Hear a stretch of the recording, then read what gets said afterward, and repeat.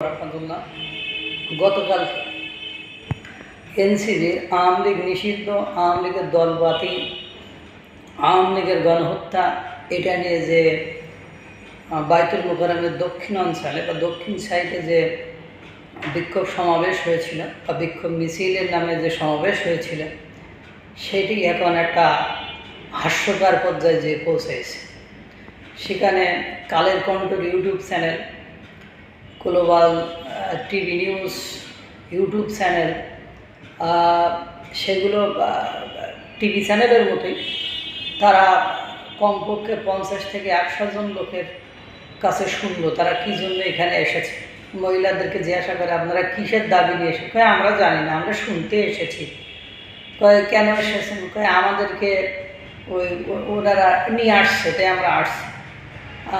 তারপরে একটা স্মার্ট মেয়েরে জিজ্ঞাসা করলো, কয় আমরা চাই যে দেশ ভালোভাবে চলুক, এই জন্য আসছে। কিন্তু একজন লোক বলতে পারলো না যে আমরা আওয়ামী লীগ নিষিদ্ধের দাবির কারণে এখানে এসেছি।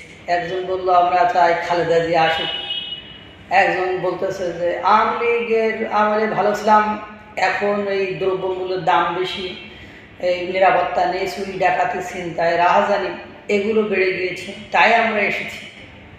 মানে আর যে লোকগুলো নিয়ে এসেছে সে লোকগুলো মনে করেন রাজনীতিতে দূরের কথা, এরা ভোটের 10 মিনিট আগে 100 টাকা দিলে ভোটটা তারই দেবে, এই কোয়ালিটির লোক। অর্থাৎ তারা কী জন্য এসেছে, কার সাথে এসেছে সেটাও ঠিক করে বলতে পারতেছে। এবং মিরপুর থেকে কিছু ইয়াং পোলাপান গিয়েছে, দেখলাম 4-5টা টিভি সাক্ষাৎকার, ওই সাক্ষাৎকারে দেখালো।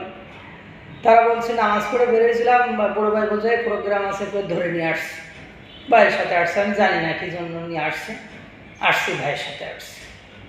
তারপর আর একজন মানে এই যে আর একজন বললো যে আসছি আওয়ামী লীগের ঠিকানা এ বাংলায় হবে না, এই স্লোগান দেওয়ার জন্য। মানে কথা কি বুঝলেন? এমনিতে লোকজন হয়নি, এমনিতে আপনারা পাখির চোখে যে চ্যানেলগুলো দেখিয়েছে সেগুলো তো দেখেছেন, সেখানে লোকজনের কত অভাব। তার মধ্যে আবার যাদেরকে নিয়ে আসছে তারা আবার সাক্ষাৎকারে এই ধরনের কথাবার্তা বলছে। তাহলে এই যে এই ধরনের লোকগুলো আওয়ামী লীগ নিষিদ্ধ করতে আসলো, এদেরকে নিয়ে এদের লোক কোথায় ভাই? একদম পপুলারিটি জিরোতে চলে গিয়েছে। কালকের পরে সেটা আর বুঝতে বাকি নেই।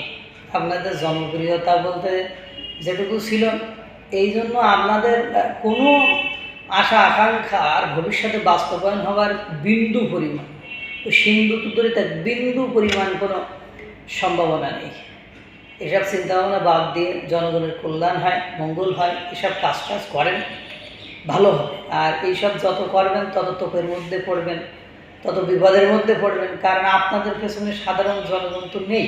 আপনারা এই যাদেরকে দেখাইলো, যাদের কথা শুনলাম, সে অহরহ লোক, মানে প্রচুর লোক। আমরা মানে 50, 60, 100 জনের মতো ওরকম সাক্ষাৎকার নিল, যা একজনও জানে না তারা কী জন্য এসেছে।